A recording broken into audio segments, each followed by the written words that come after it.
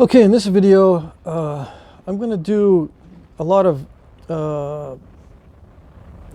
guessing, a lot of theorizing as far as war parties in North America, Native American war parties. I know that I've done a lot of reading on cults and stuff, warrior cults and warrior type of dress, battle dress, and ceremonial type of, or it seems like it's ceremonial type of preparations and things like that. I do have a background in the military, so I can kind of relate, okay, to this topic. I served in the National Guard for 10 years. I was also an officer for half of that time, and I trained soldiers how to fight. But we use, of course, modern weapons. But the principle is going to be very similar as far as how to organize war parties and what you do to prepare for combat. I've never been in combat. Let's get that out. I've only been in training exercises. We fought with some lasers and stuff like that, but nothing. I never got into combat, so I don't have any personal experience with that kind of thing. But I do have some experience with training and organization, and actually going out and doing maneuvers and looking for the enemy, doing ambushes and blah, blah, blah. I was mechanized infantry and combat engineer. Those are my two specialties in the Army National Guard. Okay, so with all that said, there's a lot of accounts where warriors would paint their faces with war paint. They would paint their skins with paint in different colors. They would tattoo themselves for status as warriors. They would wear tattoos. That was very common. So the painting, the tattoos, the headdresses and all that were part of the warrior culture. Now, there are some warrior cults in the plains that I did some research on. Plains Indians. There happens to be a lot of, I don't know if it's conjecture or history or maybe modified history or whatever, as far as warriors in the plains. But there's a lot of information there. But I've been trying to look for other information. How do I think that these war parties were organized? I know that Native Americans didn't form huge groups when they went to fight.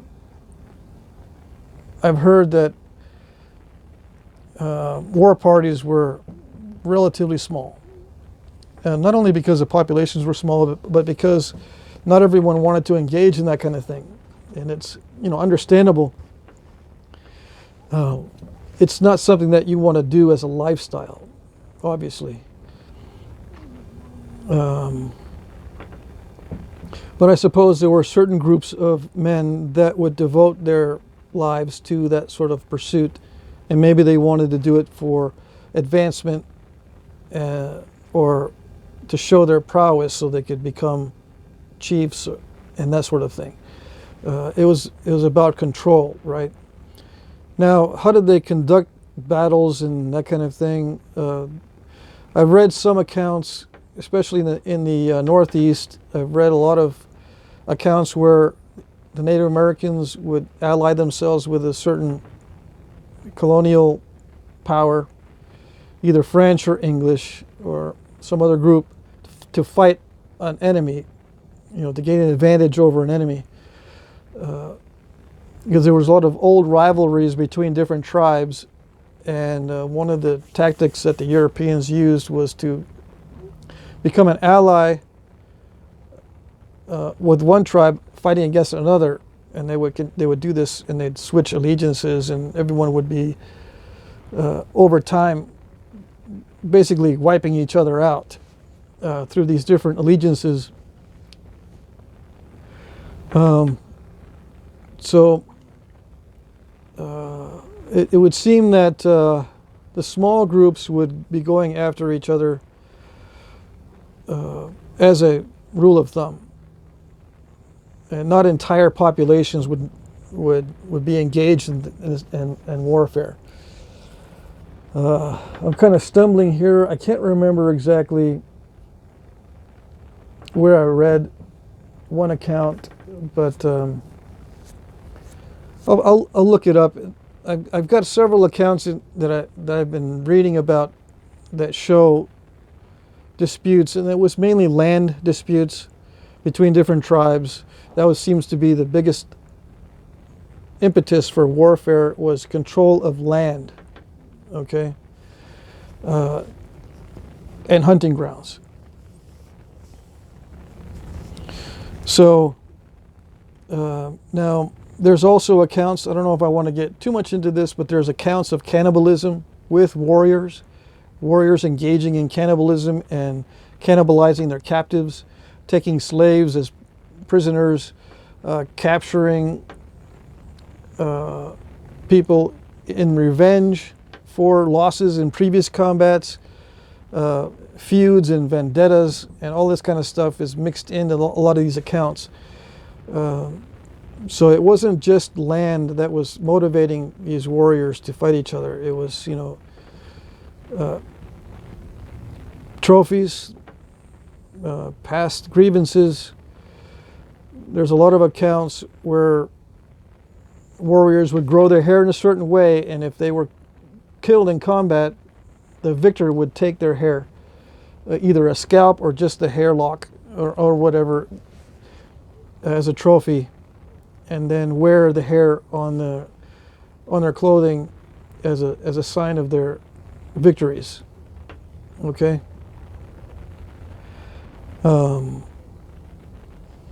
Now I don't know exactly how they trained to fight. I have read accounts where they would fight hand to hand or with long range weapons. That seems to be pretty common. You use your long range weapons first, and then you close in for hand to hand combat. It wouldn't be hit and run tactics. It would be you go in, you're going to clash, right? You know that you're going to clash with the enemy because you want to take captives and trophies, right?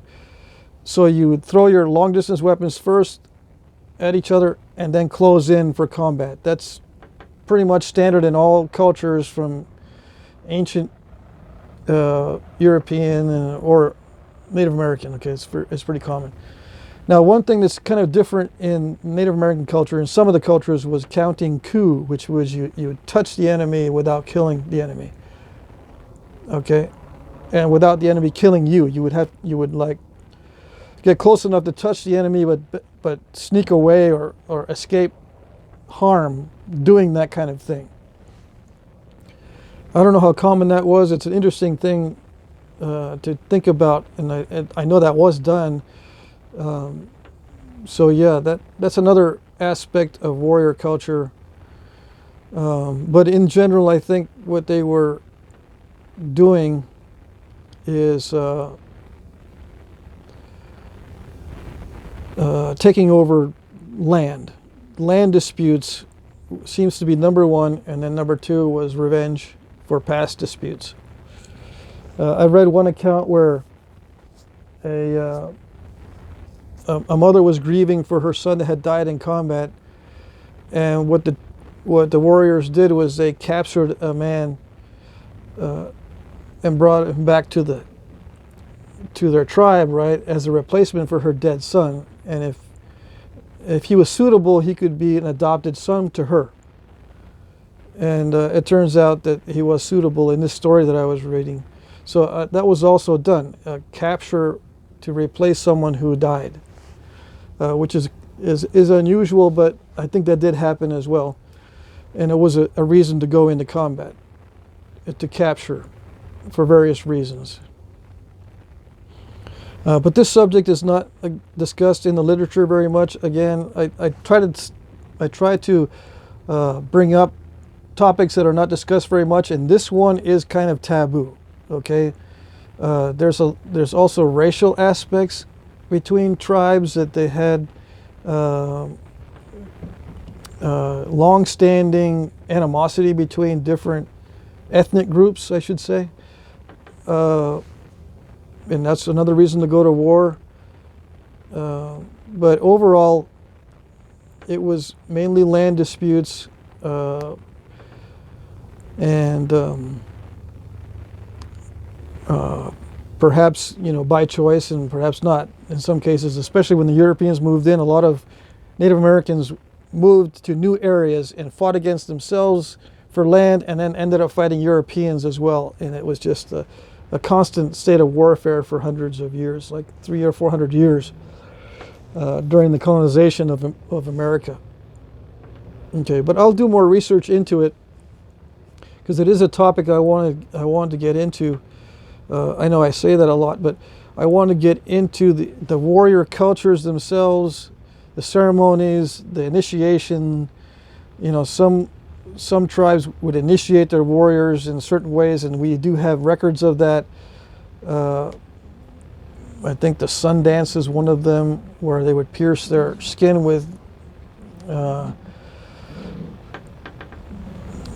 bone needles or something, and then I think you got the story. They would strap that to a post, and then you would rip the bone out from your skin, and they would leave scars to show that you had initiated yourself into the warrior culture and that sort of thing. And I think many different types of that sort of ceremony were done to initiate soldiers into that into their various cultures.